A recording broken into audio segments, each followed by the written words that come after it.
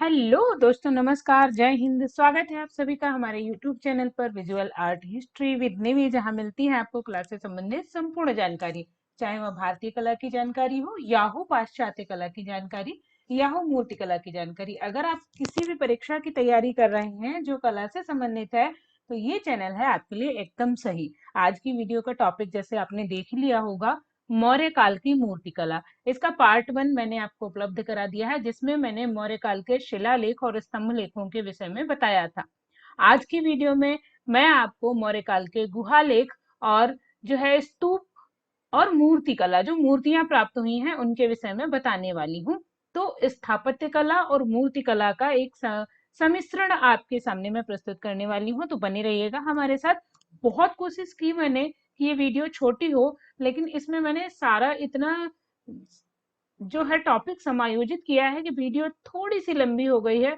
तो मैं उम्मीद करती हूँ कि आप लोग ऊबेंगे नहीं और बिना ऊबे इस वीडियो को देखेंगे, क्योंकि हाँ, ये दावा है और ये वादा है कि आपको इसमें एक भी पॉइंट ऐसा नहीं मिलेगा जो बाहियात हो, जो परीक्षा में आने लायक ना हो या परीक्षा में नहीं आता हो। इसमें लास्ट में मैंने वो क्वेश्चंस भी ऐड किए हैं, वो पॉइंटर्स जो परीक्षाओं में आए हुए हैं मूर्ति कला से और मौर्य काल से जुड़े हुए। तो आप अंत तक बने रहिएगा और वीडियो में अंत में मैंने सारे स्मरणीय तथ्य करके वो सारे पॉइंट्स डाल दिए हैं जो परीक्षाओं में पूछे गए हैं। तो चलिए हम शुरू करते हैं आज की क्लास को।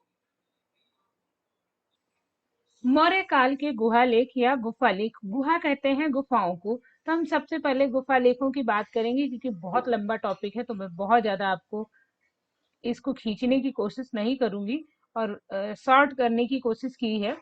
तो गुहा लेख या गुफा लेख, मौर्य काल के गुफा लेखों में भारत में शैलाकृत गुफाओं का निर्माण 300 ईस्वी पूर्व से आरंभ हुआ। लगभग वही अशोक काल से 300 ईस्वी पूर्व से आरंभ हुआ। अशोक के कुछ अभिलेख गुफाओं की दीवारों पर भी प्राप्त होते हैं। जो अभिलेख गुफाओं की दीवारों पर, गुफाओं के अंदर प्राप्त हुए, वो क्या कहलाते हैं? गुहा लेख कहलाते हैं। जिन गुफाओं से प्राप्त हुए उनमें बराबर और नागार्जुन की पहाड़ियां आती हैं। जो गुहा लेख, जो अशोक के समय के गुफा लेख या गुहा लेख हमें प्राप्त हुए हैं, वो कहाँ स्थित हैं? क्वेश्चन आ जाता है। तो बराबर और नागार्जुन की पहाड़ियों पर ये गुहा लेख या गुफा लेख स्थित हैं, आपको याद रखना है, ठीक है। इन गुफाओं में अशोक के द्वारा आजीवक संप्रदाय के भिक्षुओं को दान दिए जाने का उल्लेख है, दिए गए दान का उल्लेख है। यहाँ एक लेख प्राप्त हुआ है जिससे पता चलता है कि सम्राट अशोक ने इन गुफाओं को आजीवक संप्रदाय के भिक्षुओं को दान दे दिया था। उल्लेख में ऐसा प्रतीत होता है या उल्लेख से ऐसा ज्ञात हुआ है। यह गुफाएं बिहार के जहानाबाद जिले में बराबर व नागार्जुनी की पहाड़ियों में पड़ती हैं और ये 7 गुफाएं हैं। कितनी गुफाएं मिली हैं? 7 गुफाएं। ये इंपॉर्टेंट क्वेश्चन है कि बराबर और नागार्जुनी की गुफाओं में कितनी बराबर और नागार्जुनी की पहाड़ियों में कितनी गुफाएं मिली हैं? याद रखो, 7 गुफाएं। बराबर और नागार्जुनी की गुफाएं कहाँ पड़ती हैं? तो बिहार के जहानाबाद में पड़ती हैं। मोस्ट इंपॉर्टेंट है, याद रखना। किस काल से संबंधित है? तो मौर्य काल से संबंधित है। याद रहेगा। किसको दे दी गई थी? तो ये आजीवक संप्रदाय को दे दी गई थी। किस राज्य में स्थित है? बिहार में। जिला जहानाबाद है। कौन सी? बराबर नागार्जुन की पहाड़ियां। और किस काल की हैं? तो मौर्य काल की हैं। याद रखेंगे ताकि आप कोई भी पॉइंट मिस ना करें। अब हम बराबर की गुफाएं देख लेते हैं। बराबर की गुफाएं हैं, ये बराबर समानता वाला नहीं है। क्वेश्चन आता है बराबर की कितनी गुफाएं हैं? आंसर होगा 4 गुफाएं हैं। बराबर गुफाओं का प्राचीन नाम क्या था? खातलिक पर्वत। खातलिक पर्वत, इनको पहले खातलिक पर्वत कहते थे। इन गुफाओं का निर्माण किसने करवाया है? अशोक ने करवाया है। क्वेश्चन आ गया, बराबर गुफाओं का निर्माण किसने करवाया? अशोक ने करवाया। प्राचीन नाम क्या था? खातलिक पर्वत था। कुल कितनी गुफाएं हैं? 4 गुफाएं हैं। किसकी बात हो रही है? बराबर की गुफाओं की, जो कहाँ स्थित है? माफ करना, बिहार में स्थित है, ठीक है। बिहार में बोलते हुए बिहार की ही भाषा भी आ जाती है। गुफाओं की बात करें, बराबर की गुफाओं में कौन कौन सी उप गुफाएं, क्योंकि यहाँ कितनी गुफाएं हैं? 4 गुफाएं हैं। कौन कौन सी हैं? तो सुदामा गुफा सबसे पुरानी गुफा जो है सुदामा गुफा है, और ये कर्ण चौसर से ली गई है, याद रखिएगा। सर्वप्रथम मेहराब युक्त प्रवेश द्वार किस गुफा में मिले? लोमस ऋषि गुफा में, और ये भी बराबर की गुफाओं के अंतर्गत आती है। लोमस ऋषि गुफा बराबर की गुफाओं के अंतर्गत आती है। इसके विषय में मैंने आगे भी थोड़ा सा आपको बता दिया है। बराबर में बनी चारों गुफाओं में सर्वोत्कृष्ट गुफा कौन सी है? तो लोमस ऋषि गुफा है। और ये किस लिए प्रसिद्ध है? तो पॉलिश के लिए प्रसिद्ध है। ठीक है। सुदामा गुफा की बात करें तो इसकी छत जो है 12 फुट 3 इंच ऊंची है। किसकी? सुदामा गुफा की। याद रखिएगा, सुदामा गुफा की छत 12 फुट 3 इंच ऊंची है। यहाँ थोड़ा सा लोमस ऋषि गुफा के विषय में बता दिया। और ये गुफाएं किस गुफा के अंतर्गत आती हैं? तो बराबर की पहाड़ियों में ये चारों गुफाएं स्थित हैं। ठीक है। अगला आता है कर्ण चौसर। बराबर की पहाड़ियों में एक और गुफा है। इस गुफा की दीवारें चिकनी है व ओपदार है। ओप क्या था? एक पॉलिश थी एक तरीके से, जो कि शायद ईरान से प्रभावित थी। तो ये पॉलिश लगा देने से दीवारों की या लकड़ी की या खंभों की चमक नहीं गई। हमारे पत्थरों पर भी कहीं कहीं ओपदार पॉलिश का प्रयोग हुआ है जो मौर्य काल के हैं। तो ओपदार जो है दीवारें किस गुफा की थी? कर्ण चौसर की। कर्ण चौपड़ कहाँ की है? बराबर की गुफाओं की। ठीक है, बराबर। ठीक। फिर आती है लोमस ऋषि गुफा, जिसकी मैं अभी बात कर रही थी। बराबर की गुफाओं में सबसे महत्वपूर्ण गुफा जो है वो कौन सी है? लोमस ऋषि गुफा है, क्योंकि इसके मेहराब में हाथियों की पंक्तियां बनी हुई हैं। और सबसे पहले काष्ठ तरीके से काष्ठ की तरह निर्माण किया हुआ मेहराब कहाँ से प्राप्त हुआ? मेहराब होता है द्वार के सामने जो हमारा तोरण द्वार बनाया जाता है, उसी की तरह ऐसे झुका हुआ चापाकार या ऐसे बनाई गई एक आकृति प्रवेश द्वार की तरह, और यहाँ पर आकृतियां निर्मित होती हैं। तो इसके मेहराब में हाथियों की पंक्तियां अंकित हुई हैं। किसके? लोमस ऋषि गुफा के अंतर्गत। और एक इसमें आती है बराबर की पहाड़ियों में आती है। तिथि क्रम में यह सबसे बाद की गुफा है। बाद की मतलब वो नहीं कि सबसे पुरानी कौन सी है? सुदामा गुफा। याद रखिए, सबसे पुरानी सुदामा गुफा, और सबसे बाद की मतलब सबसे नई गुफा है। ठीक है। वास्तुकला की दृष्टि से सबसे महत्वपूर्ण गुफा है, और इस गुफा का प्रवेश द्वार मेहराब युक्त है। तो आपको ये सारी चीजें याद रखनी है। ठीक है। किससे? लोमस ऋषि गुफा से। अब तक हम बात किसकी कर रहे थे? बराबर की गुफाएं। बराबर और नागार्जुन की गुफाएं, पहाड़ियों में जो गुफाएं प्राप्त हुई हैं, बराबर नागार्जुन की पहाड़ियों में जो गुफाएं प्राप्त हुई हैं वो कौन सी हैं? मैंने आपको बताई कर्ण चौपड़, लोमस लोमस ऋषि गुफा, और उसी के साथ एक आपको सुदामा गुफा भी मैंने बताई। ये बराबर की थी। अब हम देखते हैं नागार्जुन की गुफाएं। नागार्जुन की गुफाओं के निर्माता दशरथ माने जाते हैं, जो कि अशोक के पौत्र थे, मतलब अशोक के पोते थे। ठीक है। अशोक के पौत्र दशरथ ने बनवाई थी नागार्जुन की गुफाएं। ठीक है। और ऐसा नहीं, ये कहीं लिखित नहीं है। अगर आपने मीनाक्षी कसलीवाल जी की पुस्तक पढ़ी है तो उसमें स्पष्ट लिखा है कि गोपी गुफा में एक लेख प्राप्त हुआ, जिससे पता चलता है कि नागार्जुन की पहाड़ियों में जो गुफाएं निर्मित हैं उनका निर्माण किसने करवाया है? दशरथ ने करवाया। खास करके गोपी गुफा के बारे में बात ये लिखी गई है। ठीक है। इसके निर्माता नागार्जुन की पहाड़ियों में जो गुफाएं बनी हैं, इसके निर्माता कौन है? दशरथ हैं। 3 गुफाएं हैं। कौन कौन सी हैं? बहियक, गोपिका गुफा और बहिचिक गुफा। 3 गुफाओं के उसमें हमें प्राप्त होती हैं। यहाँ जो भी साक्ष्य प्राप्त हुए हैं, किसकी बात कर रही हूँ? नागार्जुन की गुफाओं की। ठीक है, याद रखिएगा। अब आपसे पूछ लिया जाए कि नागार्जुन की गुफाएं कितनी हैं, तो 3 है। कौन कौन सी हैं? बहियक है, गोपी गुफा है और बहिचिक गुफा है। ठीक है। जिसमें इन 7 शैलकृत गुफाएं, मतलब जो मेन 3 है, 3 में से 7 जो 4 वो 3 ये। ठीक है। 4 बराबर की और 3 नागार्जुन की। तो 4 3 कितनी हो गई? 7।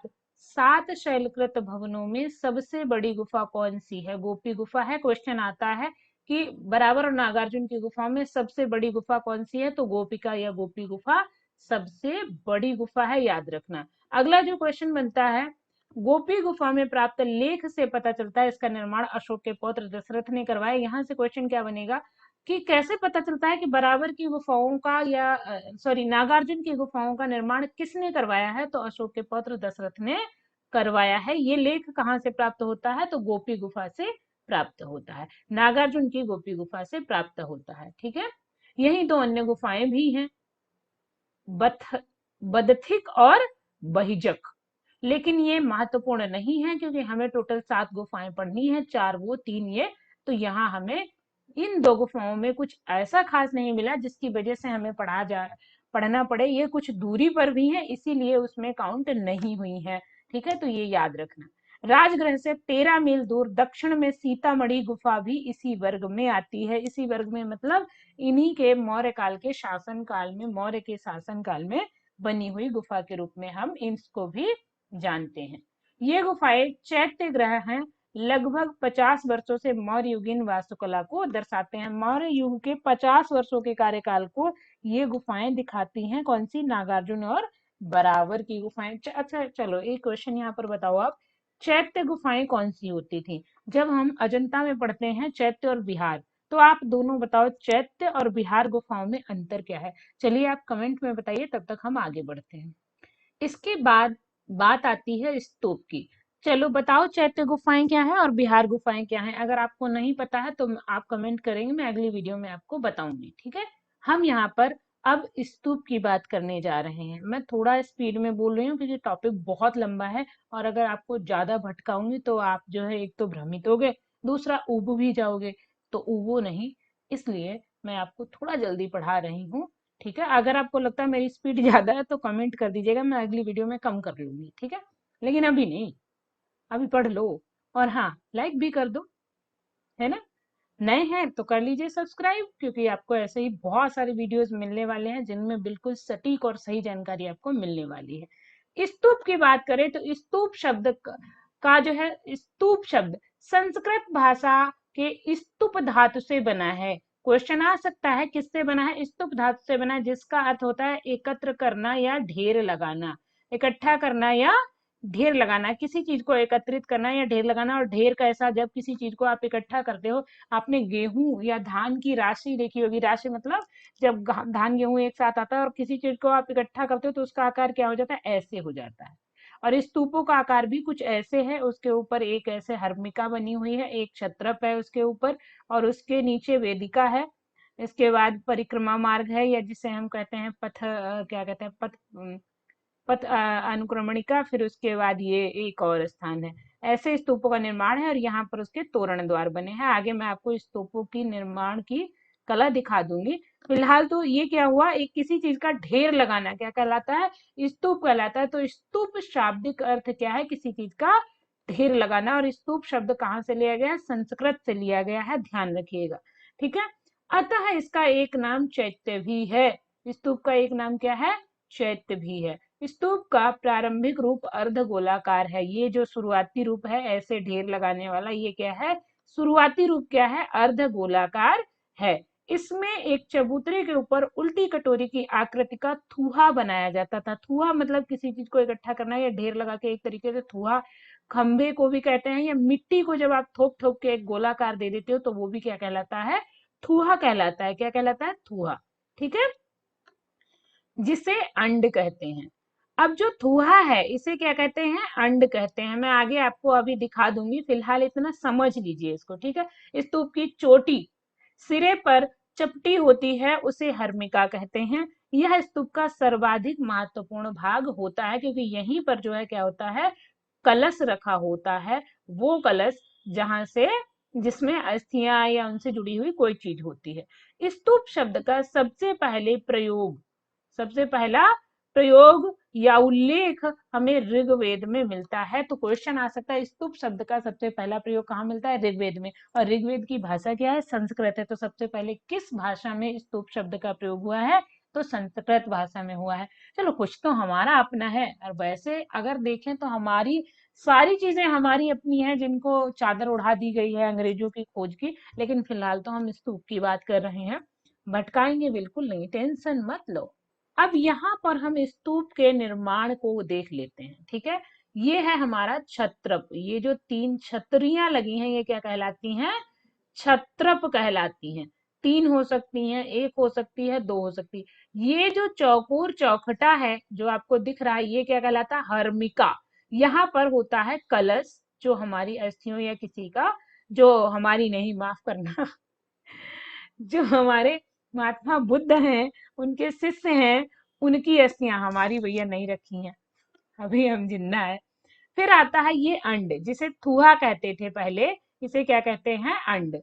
आप देखोगे ये जो है उल्टे कटोरे की भांति या उल्टी कटोरी की भांति बना हुआ है, जैसे हम किसी चीज का ढेर लगाते हैं। उसके सामने जो ये है प्रदक्षिणा पद।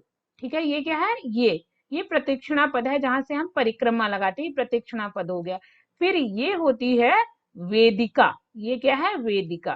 ठीक है, इधर भी मैंने समझा रखा है। और ये है तोरण, ये जो हमें रेड रेड दिखाई देगा आपको, ये क्या है, ये तोरण है। तोरण में भी जो है ये क्या है, ये बडेरियां हैं। ठीक है, चार इनमें तीन तीन पिलर लगाए गए हैं। ठीक है, आप इन्हें देख सकते हैं, ये हमारे स्तंभ है, ये तोरण है। तोरण को ही क्या कहा गया है, स्तंभ कहा गया है। ठीक है, ये तोरण है और ये वेदिका है। तो आपको स्तूप की संरचना समझ में आ गई।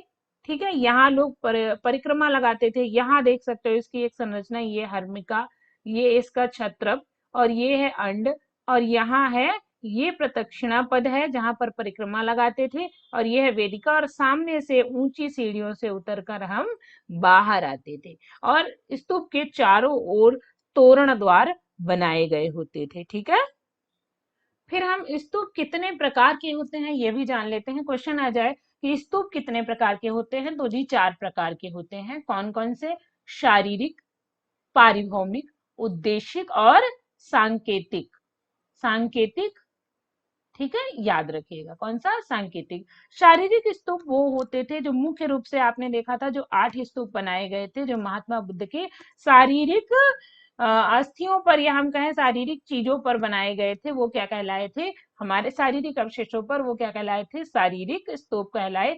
इन स्तूपों को भगवान बुद्ध व उनके शिष्यों की अस्थियों व उनके अवशेष इनके अंदर रखे हुए हैं। ठीक है, इन्हीं को तोड़ कर फिर बाद में हमारे 84,000 स्तूप बने, वो आगे की कहानी। तो शारीरिक स्तूप, स्तूप जिनमें ये सबसे अच्छे स्तूप हैं, और इनमें भगवान बुद्ध के व उनके शिष्यों की अस्थियों को और उनके अवशेषों को रखा गया है। किन के क्वेश्चन पूछ ले जाए, किन के अंदर भगवान बुद्ध के शिष्यों के और वह उनके और उनके अस्थियों के अवशेष या उनके वस्तुओं के अवशेष रखे हुए हैं, तो किसमें, शारीरिक स्तूप में, याद रखिएगा। ठीक है, फिर आता है पारिभौमिक स्तूप। ये वे स्तूप हैं जो भगवान बुद्ध द्वारा उपयोग में लाई गई वस्तुओं पर बने हैं। शिष्यों और उनकी अस्थियों के स्तूप कौन से, शारीरिक, जो शरीर से जुड़े हुए हैं। फिर पारिभौमिक मतलब बाह्य चीजों को रखकर बनाए, उनके शिष्य उन्होंने जो चीजें जैसे कटोरे, बर्तन, जो भी चीजें हैं उन्होंने जो भी यूज की थी, उसमें वो किस में आए, पारिभौमिक स्तूपों में आए। फिर आते हैं उद्देश्य का। ये स्तूप भगवान बुद्ध के जीवन की घटनाओं से संबंधित स्तूप है, मतलब उनके जीवन का जहां पर जो घटना घटी है उससे जुड़े हुए स्तूप हैं। फिर आते हैं संकल्पित स्तूप। संकल्पित, जैसे आप कह दो कि कोई मान दे मनौती कि भाई हमारा ये काम हो जाए तो हम पूजा करवाएंगे, कुछ ऐसे जैसे उनके शिष्यों ने जो संकल्प लिए या धर्म प्रचार के लिए जो स्तूप बने, यानी का पूजार्थक, पूजा के लिए जो धर्म प्रचार के लिए बने, वो स्तूप क्या कहलाते हैं, संकल्पित स्तूप कहलाते हैं। और ये बहुत छोटे होते थे, इनका उपयोग किसके लिए होता था, धर्म प्रचार के लिए। क्वेश्चन आ सकता है, संकल्पित स्तूपों का प्रयोग किस लिए होता था, धर्म प्रचार के लिए होता था। और ये सबसे अधिक बने, यहाँ एक लाइन लिखी हुई है, संकल्पित स्तूपों की संख्या सर्वाधिक है, वो मिट गई है नीचे, तो मैं आपको बताती हूँ, सबसे अधिक संख्या संकल्पित स्तूपों की है। पूछ लिया जाए सबसे अधिक संख्या किन स्तूपों की है, तो संकल्पित स्तूपों की है। चलो अच्छा, मैं जल्दी बता रही हूँ, इसका मतलब ये थोड़ी ना कि मैं भूल जाऊंगी। ये बताओ कि स्तूप कितने प्रकार के होते हैं, अभी मैंने आपको समझाया, देखते कितने ध्यान से सुन रहे हो। और हाँ जी, आप ना अपनी कॉपी में नोट करते जाया करो कि हम क्या बता रहे हैं, कैसे समझा रहे हैं। हालांकि हम पीडीएफ दे देंगे, लेकिन फिर भी आप अगर नोट करे रहोगे तो वो अपने बनाए नोट्स होंगे, जो कि आपको बहुत ज्यादा सहूलियत देंगे। अगला है हमारा सांची का स्तूप। यह स्तूप मध्य प्रदेश के रायसेन जिले में विदिशा नामक स्थान पर स्थित है। मोस्ट इंपॉर्टेंट है, याद रखना। मध्य प्रदेश के रायसेन जिले में विदिशा नामक स्थान पर स्थित है कौन सा, सांची का स्तूप। इसका निर्माण किसने करवाया, अशोक ने करवाया। सांची का स्तूप किससे बना हुआ है, ईंटों से बना हुआ है। यह स्तूप की सामग्री क्या है, यह ईंटों से बना हुआ है। 1818 में जनरल रायलेट ने इसकी खोज करवाई थी, और इसके दो अन्य स्तूप, मतलब द्वितीय और तृतीय, 1888 ईस्वी में मेजर कोल ने इसकी खोज करवाई थी। तो आपको सांची का स्तूप बहुत इंपॉर्टेंट है, याद रखिएगा कि सांची का स्तूप हमारे लिए सबसे ज्यादा इंपॉर्टेंट है। चलो अच्छा, एक क्वेश्चन बताओ कि भारत के किस नोट पर सांची का स्तूप बना हुआ है? बताओ, चलो जल्दी बताओ, भारत के किस नोट पर सांची का स्तूप बना हुआ है? ठीक है, तो सांची का स्तूप जो है भारतीय मुद्रा पे भी बना हुआ है, वही मतलब हमारे इंडियन करेंसी पर।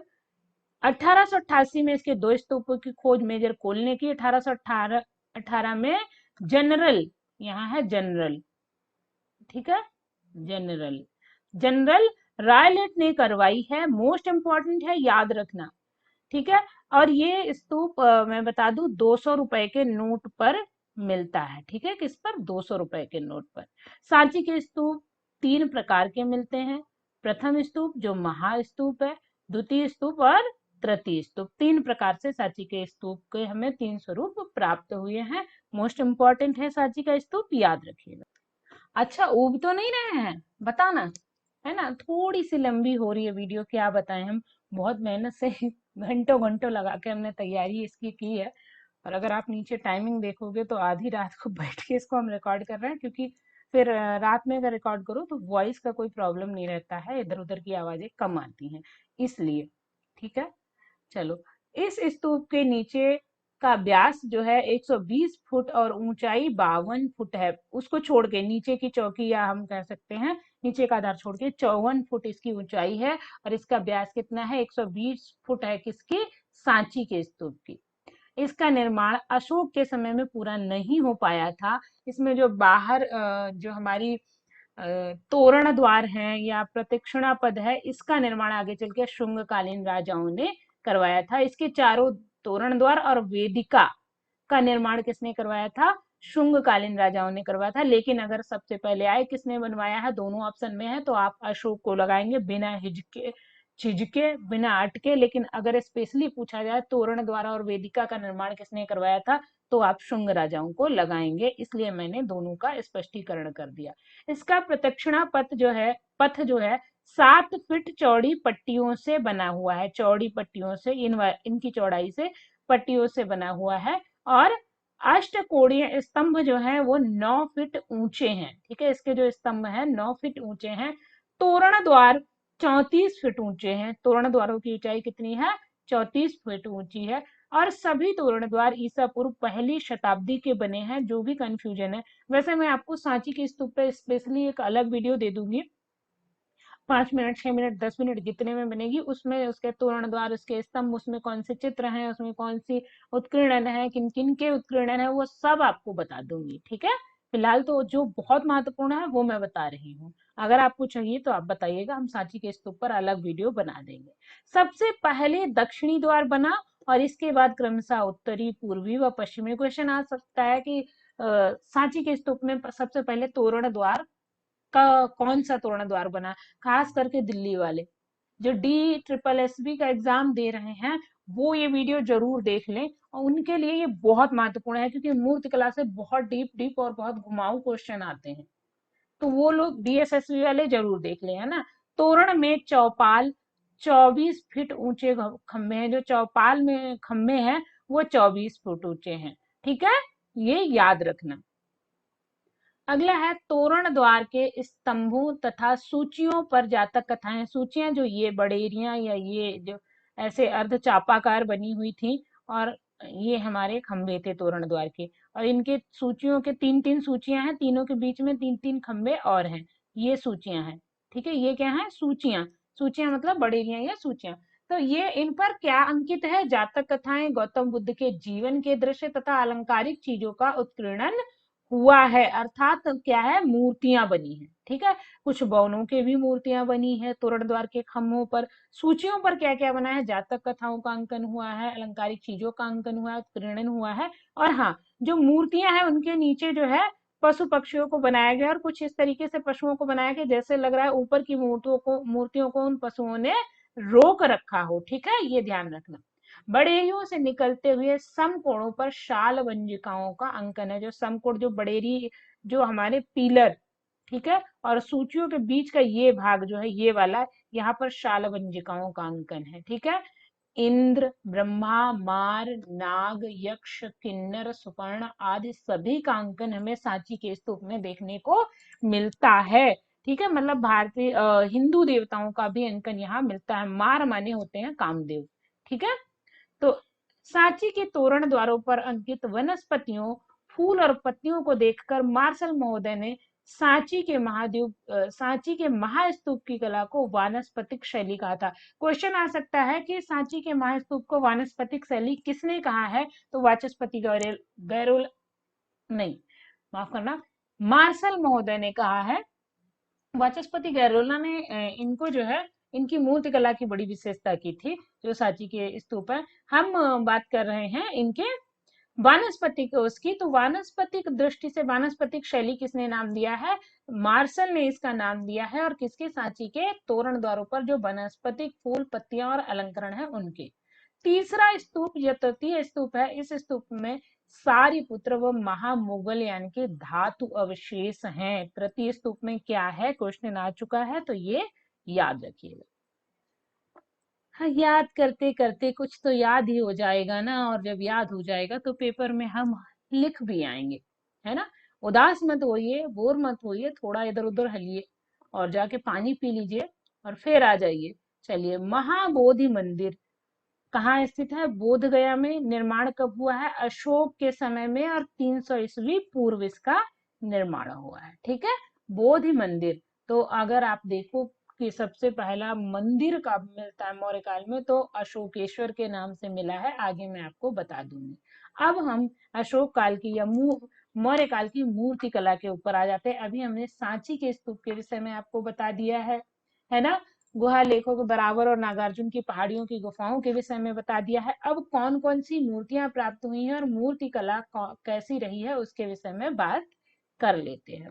देखिए, थोड़ी सी लंबी वीडियो हो जाएगी, उबिए नहीं और पढ़िए। अगर यहाँ तक आए हैं तो मतलब आप में ललक है, और इम्पोर्टेंट चीजें हैं तो थोड़ा टाइम लेती हैं। मैं आपको चाहूँ तो भैया यही 10-20 मिनट में निपटा दूं, लेकिन मुझसे नहीं होता ना।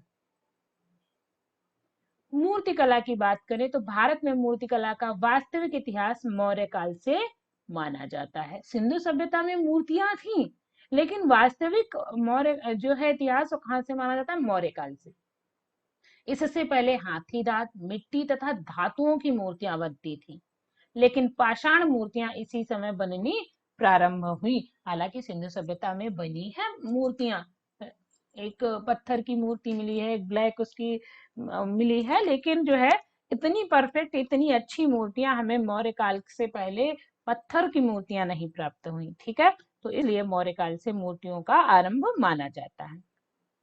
अब हम प्रमुख मूर्तियां देख लेते हैं जो पेपर में आती हैं। हाँ जी, डी ट्रिपल एस बी वाले देखो, ये मूर्तियां आती हैं, कभी इनकी ऊंचाई, कभी इनकी लंबाई, कभी इनकी खोज, कभी कहाँ से प्राप्त हुई, कभी किसने की, कभी किसकी बनी है, सब पूछ लिया जाता है। तो जो जो इम्पोर्टेंट है वो मैंने दिया है, भाई नोट कर लो चाहे स्क्रीनशॉट ले लो। सबसे पहले आती है चवर धारिणी या चवर गृहिणी या यक्षी की मूर्ति, जिसे बनी ठनी मूर्ति कला के नाम से भी जाना जाता है। बहुत ही सुंदर मूर्ति है। ये दीदारगंज पटना, जो कि बिहार में पड़ता है, से प्राप्त हुई। कहाँ से? पटना से प्राप्त हुई है। सन 1917 में दीदारगंज यक्षी या चवर धारिणी यक्षी की खोज हुई है। इसे दीदारगंज यक्षी भी कहते हैं, याद रखना। ठीक है, किसे? दीदारगंज यक्षी। आंखों से दीदार हो गया, क्या है पता नहीं, चिलमन का आंखों से दीदार हो गया, मुझे याद नहीं रहते गाने। कभी कभी याद रहते हैं पर ऐसे नहीं याद होते, लेकिन दीदार कर लो इनका, तो दीदारगंज यक्षी याद रहेगी। यक्षिणी का दीदार कर लो ताकि आपको ये याद रहे और पेपर में ये आपको आपसे वफा कर जाए और आपको जो है नंबर दिला जाए। ठीक है, संग्रह कहाँ है? पटना में ही संग्रहालय में, पटना संग्रहालय में ही संग्रहित है। अभी मैंने आपको बताया था कि पटना संग्रहालय ने एक प्रदर्शनी आयोजित की थी G20 के लिए। आपको मैंने अपने करंट अफेयर्स में बताया है, तो आप चलो करंट अफेयर्स वाली वीडियो अगर देखे हो तो आपको बताना है कब से कब तक यह मेला आयोजित रहा था। ठीक है, आगे आप बताना मुझे, और नहीं देखा है तो आप जाके करंट अफेयर वाली वीडियो देख लीजिए। भारत की मोनालिसा के नाम से भी इसे जाना जाता है। चलो ये भी बता दो, मोनालिसा किसने बनाई है? ओप कला के लिए प्रसिद्ध है। ओप मतलब एक लेप वाली कला के लिए प्रसिद्ध है। इस पर भी ओप है, चमक है। चुनार के लाल बलुआ पत्थर से यह निर्मित है कौन? दीदारगंज की यक्षिणी या चवरधारिणी यक्षिणी, या ये चवरधारिणी, चवर ग्रहिणी या यक्षिणी की मूर्ति, या बनी ठनी की मूर्ति कला, या भारत की मोनालिसा। ठीक है। अच्छा एक चीज और बताओ, पेंटिंग में भारत की मोनालिसा किसे कहा जाता है? इसके बाद अजात शत्रु की मूर्ति आती है जिसे परखम का यक्ष कहा जाता है, या मणिभद्र की प्रतिमा के नाम से भी जाना जाता है। तीनों नाम याद रखना। यह मूर्ति मथुरा से प्राप्त हुई है, मथुरा संग्रहालय में संरक्षित है, और 9 फीट इसकी ऊंचाई है। यहीं से क्वेश्चन बनते हैं, याद रखिएगा। ठीक है। अजात शत्रु की या परखम के यक्ष नाम से या मणिभद्र के नाम से जानी जाने वाली मूर्ति मथुरा से प्राप्त हुई है, मथुरा संग्रहालय में है, और 9 फीट इसकी ऊंचाई है। इसके बाद आती है वेशनगर की यक्षी प्रतिमाएं। इनका संग्रह भारतीय संग्रहालय कोलकाता में है। ठीक है। इसमें कई हैं वेशनगर की यक्षिणी के रूप में, लेकिन वेशनगर की यक्षी एक भी पूछे तो कहाँ है? कोलकाता संग्रहालय में है। त्रिमुखी यक्ष की प्रतिमा राजघाट वाराणसी से प्राप्त हुई है, और भारत कला भवन वाराणसी में संग्रहित है। आपको याद रखनी है। अच्छा इसके अलावा भी कुछ मूर्तियां प्राप्त हुई हैं जिनके विषय में आपको बता दूं, ताकि अगर क्वेश्चन कभी भूले भटके आ जाए तो आप ना भूलो, ये भूले तो भूले, है ना, हम ना भूले।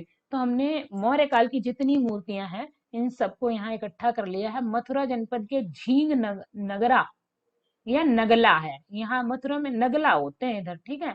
नगला, झींग नगला ग्राम से प्राप्त यक्ष की मूर्ति, मथुरा जनपद के ही बरोदा ग्राम से प्राप्त एक यक्ष की प्रतिमा है। विदिशा या भीलसा से प्राप्त एक यक्ष की मूर्ति प्राप्त हुई है। वहीं वेशनगर से यक्षी की प्रतिमा प्राप्त हुई है। ग्वालियर जनपद से जो पद्मावती वर्तमान में पवाया पवाया से प्राप्त एक लेख युक्त यक्ष की प्रतिमा है, यक्ष की प्रतिमा है जो ग्वालियर के संग्रहालय में संरक्षित है। पटना से एक अन्य लेख युक्त यक्ष की मूर्ति प्राप्त हुई है जो कहाँ है? भारतीय संग्रहालय में संग्रहित है। अगला है सोपारा। सोपारा सुपरिक से प्राप्त एक यक्ष की मूर्ति है जो राष्ट्रीय संग्रहालय दिल्ली में संरक्षित है। उड़ीसा के शिशुपालगढ़ से भी कई मूर्तियां और यक्ष मूर्तियां प्राप्त हुई हैं जिन्हें स्टेला क्रेमरिस और उनके साथ कई अन्य विद्वानों ने मौर्य काल का ही माना है। तो ये थी हमारी मूर्तियां। आशा करती हूँ मूर्तियां आपको समझ में आई होंगी। आ गई हैं क्या? कमेंट में बताइएगा। अब इसके बाद जो मैंने कहा था ना कि वीडियो के अंत में, मैं अभी अंत नहीं है, अभी लगभग 5-6 मिनट का और वीडियो होगा, क्योंकि जो है ये स्मरणीय तथ्य या हम कह सकते हैं मौर्य काल का पूरा निचोड़ है। जो क्वेश्चंस ज्यादातर बनते हैं, कम से कम यहाँ पर 50 क्वेश्चन आपको मिलने वाले हैं। मूर्ति कला से जो भी क्वेश्चन बनते हैं, टीजीटी पीजीटी नेट, बार बार दोहराने का कोई वो नहीं, डी ट्रिपल एसबी वालों सबके लिए ये मूर्ति कला से जो क्वेश्चन बनते हैं सरल कठिन उनके लिए है। मौर्य काल से जो बनते हैं, ठीक है। मौर्यकालीन वास्तुकला के सर्वोत्कृष्ट नमूने क्या है? तो अशोक के स्तंभ हैं। ठीक है। अशोक के स्तंभ जो है मौर्यकालीन कला के सर्वोत्तम नमूने हैं। मैंने पिछली वीडियो में बताया है, अगर विस्तृत रूप से वो वीडियो देखनी है तो आप लोग हमारी जो है भारतीय चित्रकला में मूर्तिकला जो प्लेलिस्ट है उससे देख सकते हैं। ठीक है। मौर्य काल का प्रधान केंद्र क्या था? सारनाथ था।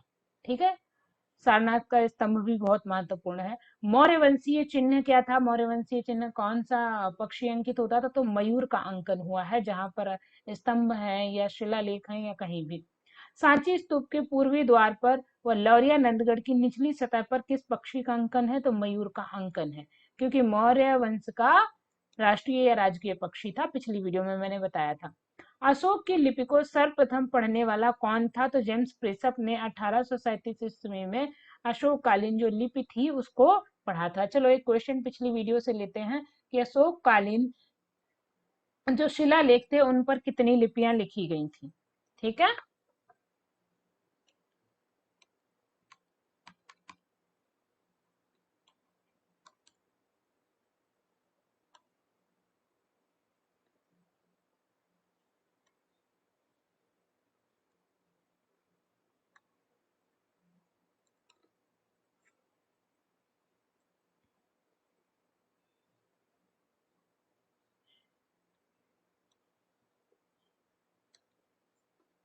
इसके बाद एक पॉइंट मेरा छूट गया था तो मैंने सोचा कि वो आपको बता दूं।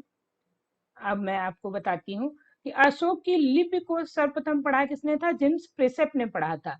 अशोक के सभी स्तंभों का प्रयोग धर्म प्रचार के लिए हुआ है। पूछा जाए कि अशोक के स्तंभों का प्रयोग किस लिए किया गया, तो ऐसा नहीं कि वो अपने राजस्व का वैभव दिखा रहे थे, वो बौद्ध धर्म के प्रचार के लिए उन्होंने स्तंभ बनवाए थे और उस पर लेख लिखवाए थे। अशोक के समय वेदिकाओं को किस नाम से जाना जाता है? बोधि मठ के नाम से वेदिकाओं को जाना जाता था, याद रखिएगा, ठीक है। चलो आप भी मेरे साथ साथ इनके आंसर देते चलो। थोड़ा सा मैं स्लो करती हूँ अपनी स्पीड को, आप मेरे साथ इनके आंसर देते चलो, जिससे मुझे भी पता चले कि आपकी कैसी तैयारी है। अशोक के शिला स्तंभों को क्या कहा जाता था? आंसर क्या हो जाएगा? अशोक की लाट कहा जाता था। अशोक का सर्वाधिक प्रसिद्ध स्तंभ कौन सा है? चलो बताओ।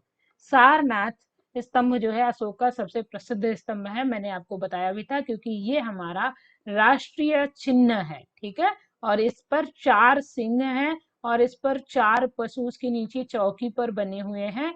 कौन कौन से हैं कमेंट में बताओ आप लोग, ठीक है, क्योंकि पिछली वीडियो में मैंने इसको एक्सप्लेन किया, तो अब दोबारा अभी एक्सप्लेन नहीं कर रही। अशोक का सर्वाधिक प्रसिद्ध स्तंभ लेख कौन सा है? दिल्ली टोपरा, क्योंकि इस पर बहुत सारे लोगों ने लेख लिखवाए। फिरोज शाह तुगलक, फिर हमारे जहांगीर, और नहीं, सबसे पहले अशोक, फिर उनके पौत्र स्कंदगुप्त, फिर उसके बाद क्या कहते हैं, उसके बाद हमारे जहांगीर, जहांगीर के बाद उस पे बीरबल ने भी लिखवाए, बहुत लोगों ने लिखवाए। अच्छा, दिल्ली टोपरा को एक और नाम से जाना जाता है, वो भी नाम आप लोग बताना, ठीक है। अशोक ने बौद्ध धर्म की शिक्षा किससे ली थी? तो उपगुप्त से अशोक ने बौद्ध धर्म की शिक्षा ली थी।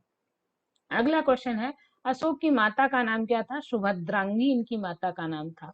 अशोक को पुराणों में क्या कहा जाता था? अशोक वर्धन कहा जाता था, याद रखिएगा।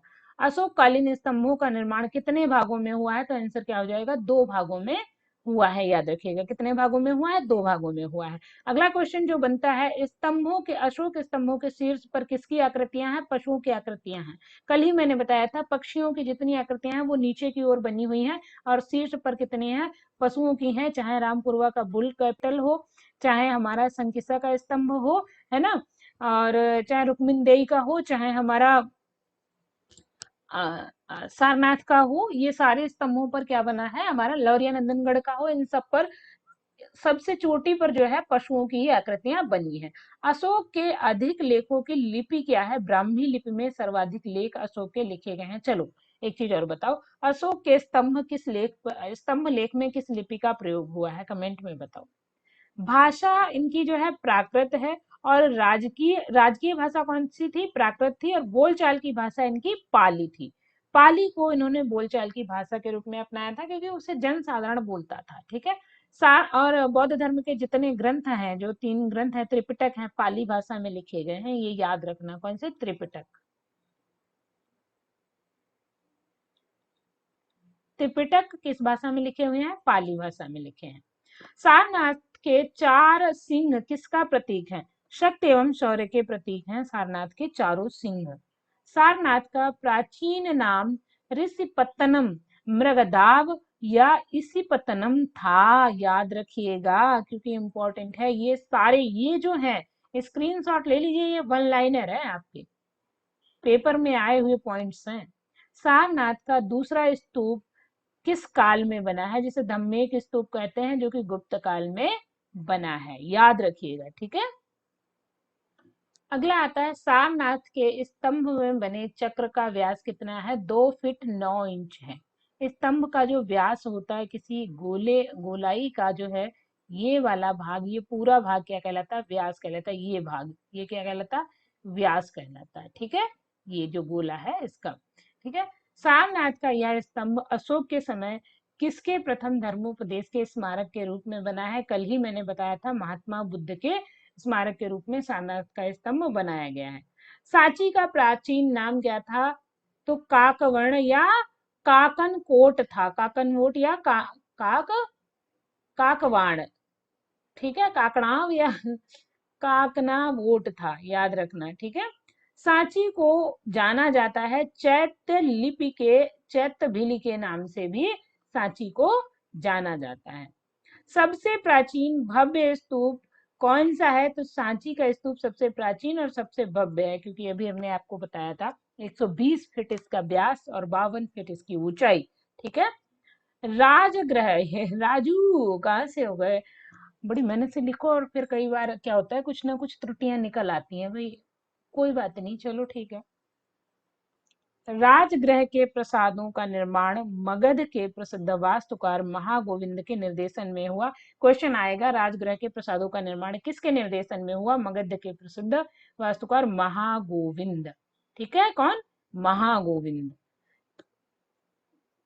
मंदिर के सबसे पहले साक्ष्य किसके समय में मिलते हैं? तो अशोक के समय में मिलते हैं, अशोकेश्वर मंदिर के रूप में, याद रखना। किन अभिलेखों में अशोक का नाम अशोक मिलता है? क्योंकि आगे तो अशोक वर्धन था पहले, है ना, वर्धन जुड़ा हुआ था। खाली अशोक किसमें मिलता है? तो मास्की और गुर्जरा के जो अभिलेख हैं, इनमें हमें अशोक का नाम खाली अशोक मिलता है। रामपुरवा बुल कैपिटल का संग्रह कहाँ है? राष्ट्रपति भवन में संग्रहित है। राष्ट्रपति भवन नई दिल्ली में संग्रहित है। रामपुरवा बुल कैपिटल, चलो बताओ रामपुरवा के स्तंभ के शीर्ष पर क्या है? आज सामने लिखा है, चलो देखते हैं कितना दिमाग लगाते हो। रामपुरवा का वृषभ शीर्ष स्तंभ निहार रंजन रे ने तक्षण, तक्षण मतलब मूर्ति कला को सर्वोत्कृष्ट माना है। किसमें? रामपुरवा के बुल कैपिटल का जो है तक्षण या मूर्ति कला को सर्वश्रेष्ठ माना है? तो भाई याद रखना, निहार रंजन रे। इन्होंने निहारा, बोले निहारने में तो बड़ा सुंदर है, तो निहार निहार निहार रे, और बोले कि सबसे सुंदर है ही रे। तो रामपुरवा का बुल कैपिटल जो है सबसे सुंदर तक्षण कला से किसने माना है? निहार रंजन रे ने माना है। तो ये थी आज की वीडियो। थोड़ा जल्दी जल्दी बोला है मैंने, ताकि इसको कम टाइम में मैं सब समेट सकूं। अगर आपको लगता है कि जल्दी है, स्पीड स्लो कर लीजिएगा और दोबारा सुन लीजिएगा, है ना। फिलहाल के लिए इतना ही, मिलते हैं नई वीडियो में। और हाँ, अरे भैया यहाँ तक देख लिए हैं तो लाइक भी कर दीजिए, है ना। और चैनल पर नए हैं तो सब्सक्राइब कर लीजिए, ताकि आपको ऐसी ही और वीडियोस मिलती रहें और मैं आपको चैप्टर वाइज वीडियोस उपलब्ध कराती रहूं। चैप्टर वाइज पढ़ना है तो आप यहाँ आ सकते हैं। चलिए मिलते हैं नए अगली वीडियो में, तब तक के लिए इतना ही। Thank you, thanks for watching.